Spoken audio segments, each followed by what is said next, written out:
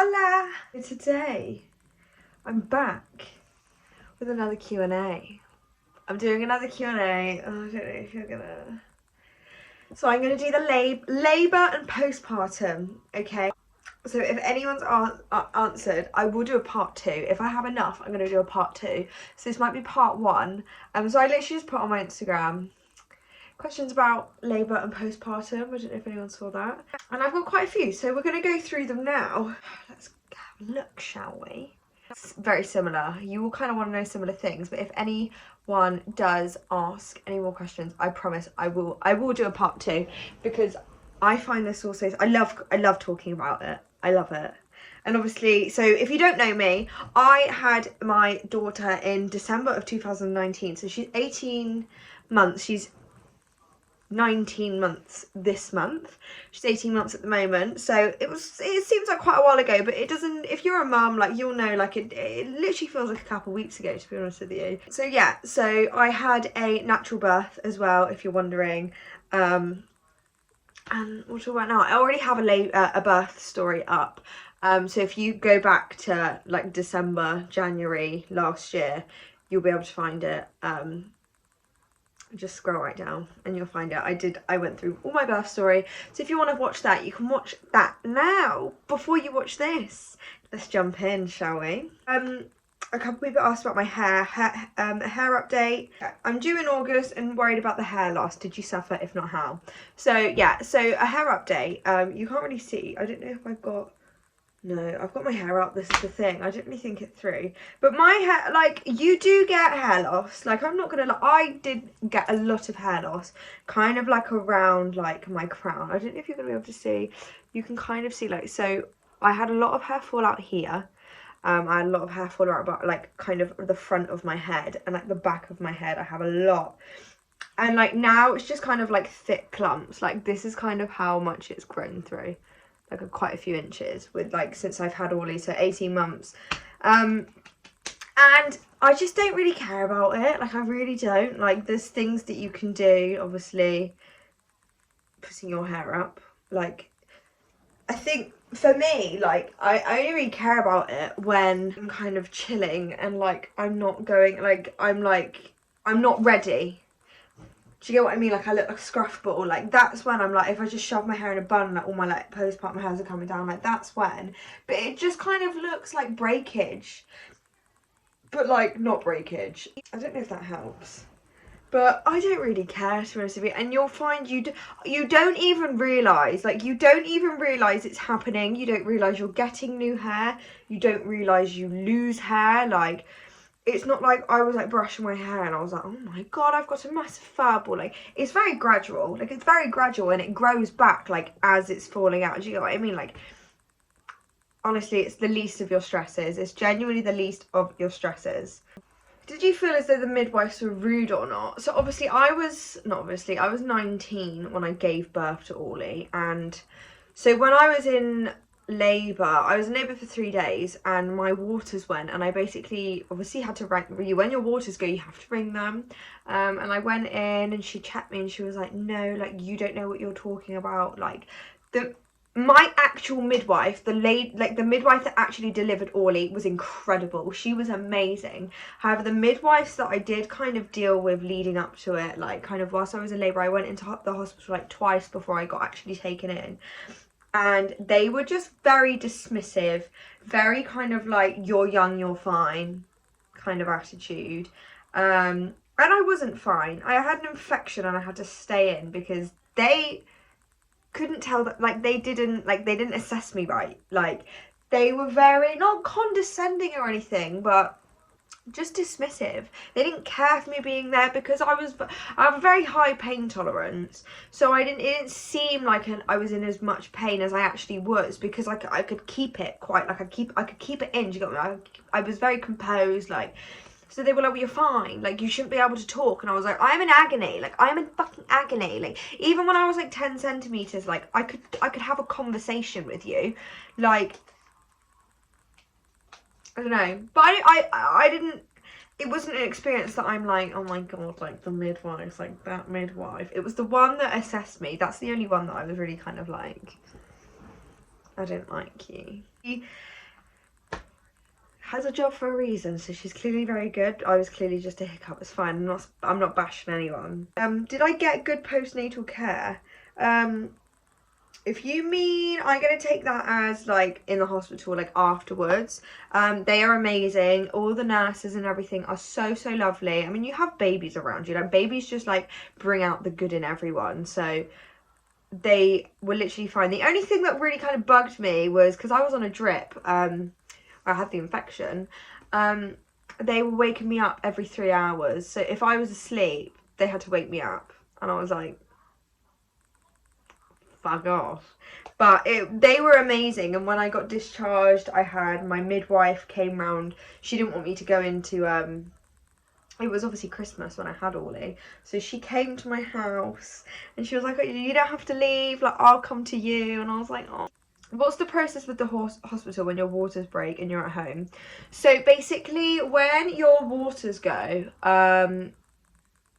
so when you're pregnant, you make like, your midwife goes through everything with you. You make a birthing plan, she'll explain everything. You have all the numbers, everything that you need. Like, you have a whole list of everything, so you know for what situation, you know what to do, like when it happens. And basically there's three phases of labour, 2 phases of labour.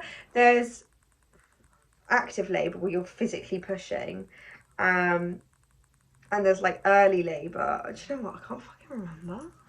I can't remember, everyone. Fuck.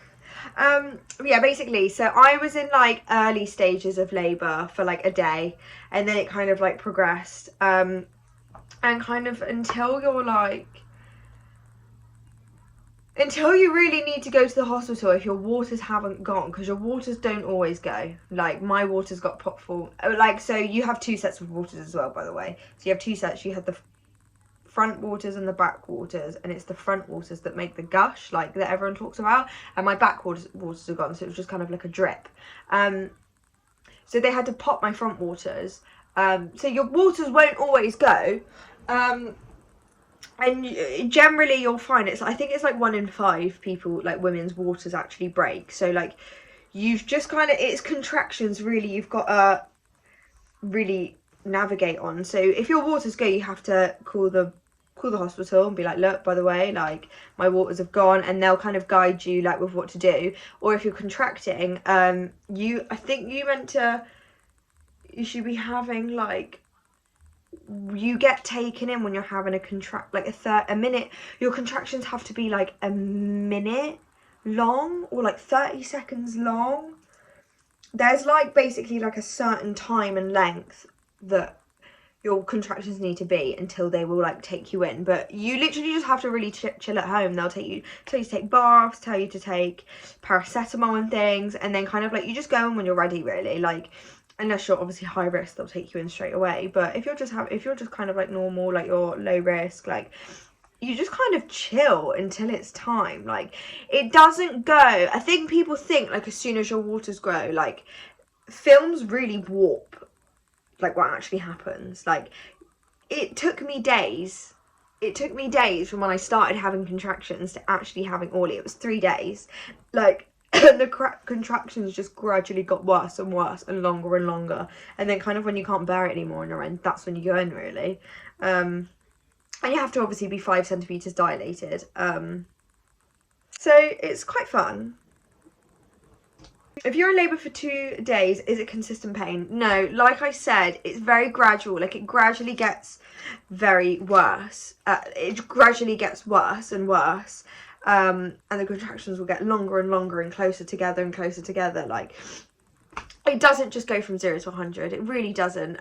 If you're really like, and if you were to be in like active labour for 2 days, I promise you that baby will be out sooner than that. If you're in active labour and nothing's happening, like, they will do something. They will either use like forceps or like the pluggy thing, or you'll have a C-section. Like, they will not let you be in constant pain for 2 days. Like, it doesn't, that will put, like, the baby will be at risk. The baby could die. Like, and I don't mean to say that in a very like blasé way, but they know what they're doing. Like, the midwives know it. Like, you're in good hands at the hospital. Like, it does hurt, but it doesn't just go from 0 to 100. Like, I promise you that.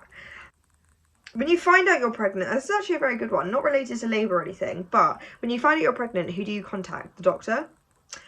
Yes. So I think I rang my doctors. I mean, my sister's pregnant at the moment, and basically I think it's changed since then. I had to ring the doctor. Oh my God. I had to ring the doctor up.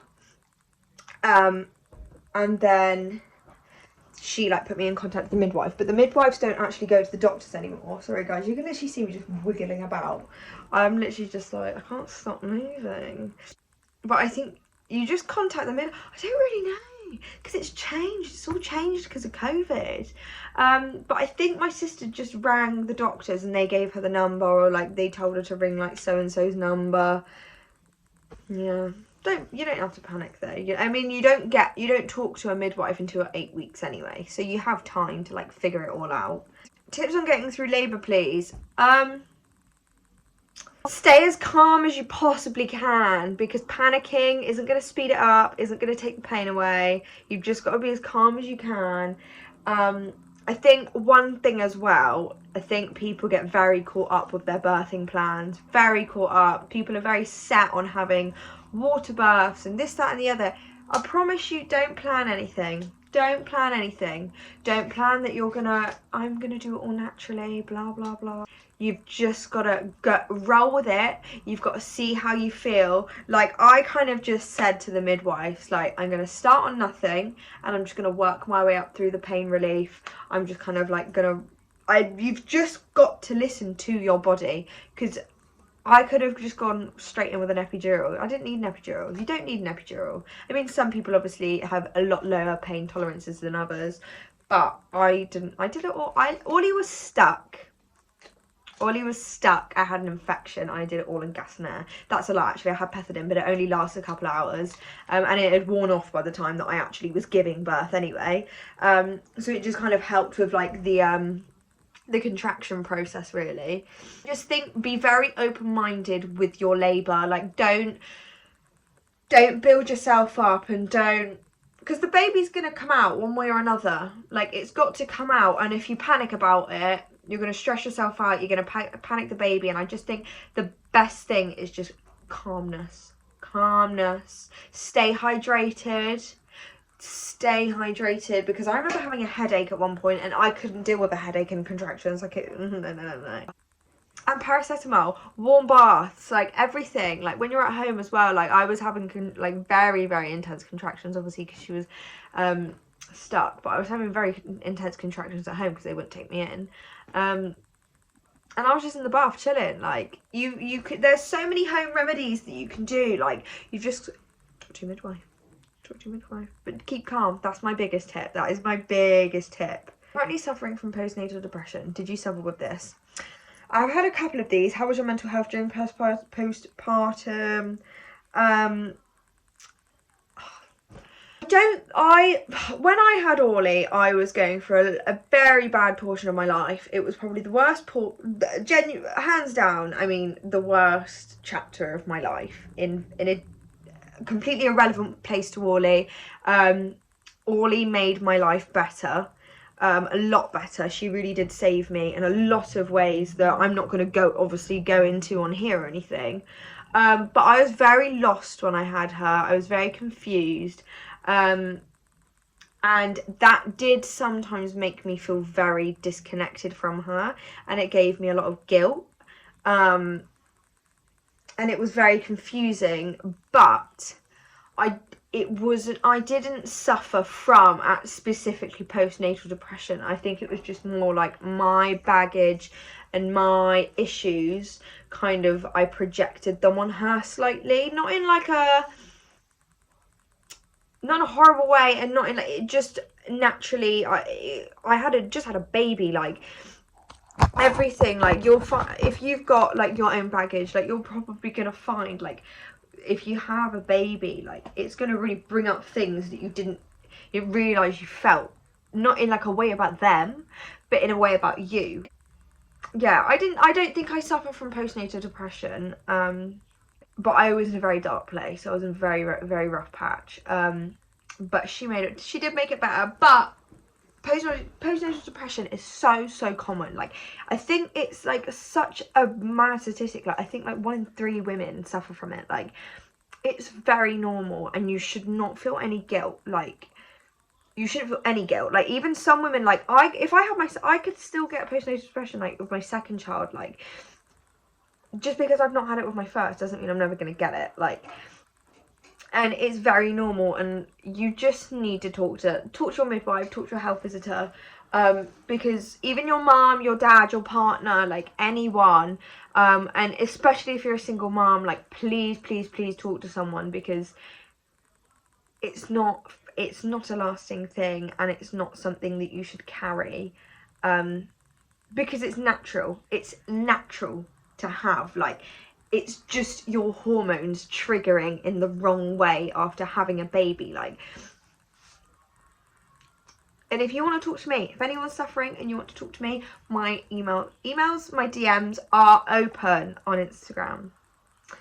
Isaac, let me see your postpartum bum. Was labour as bad as everyone says it is? Yes, mine specifically. I don't want to be like, my labour was so bad, but it was. Like, my labour, because Ollie was stuck, she was basically, so the baby's head is meant to be like straight on or something, and Ollie was like that. Like, she was like twisted. So it was like 10 times more painful than it should have been, and because of the infection, like, it was all just not going right. It just wasn't going right, and everything was like, I had back labour as well. Like, you could either have kind of like front labour or back labour, like where your contractions are. It's either in the front, like your belly, or in your back, and I had back labour. Oh my god, like, it's fucking horrible. You just don't, I genuinely don't think, like, you don't have the time to think about it. You don't have the capacity in your head. Like, you just completely shut off from yourself when you're giving birth.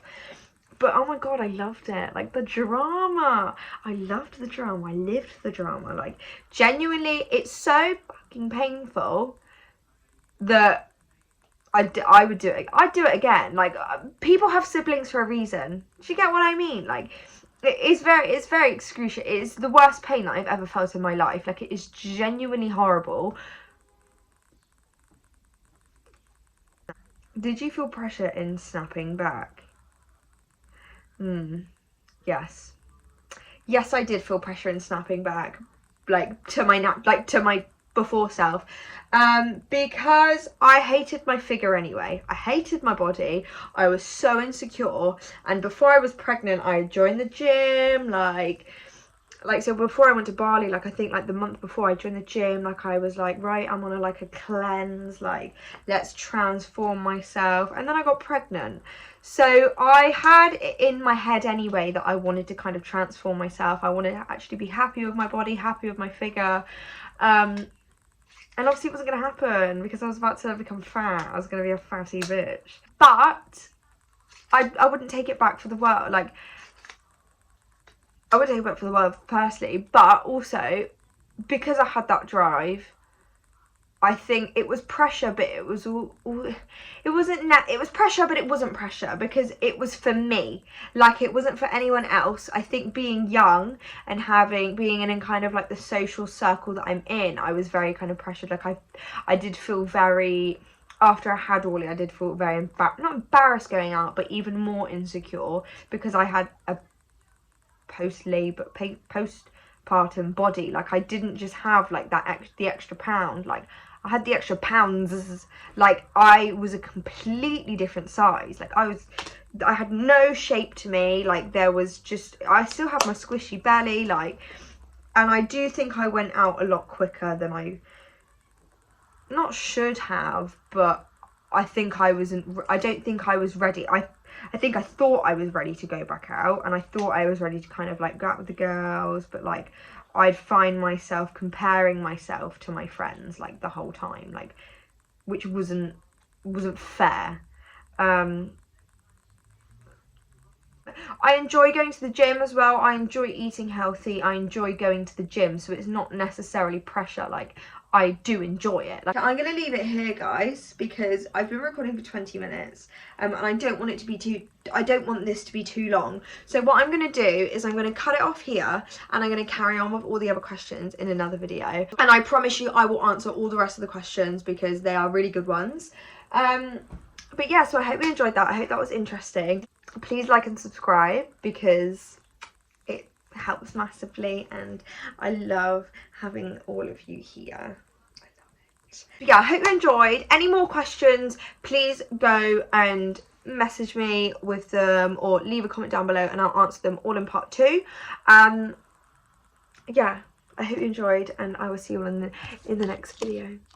Goodbye.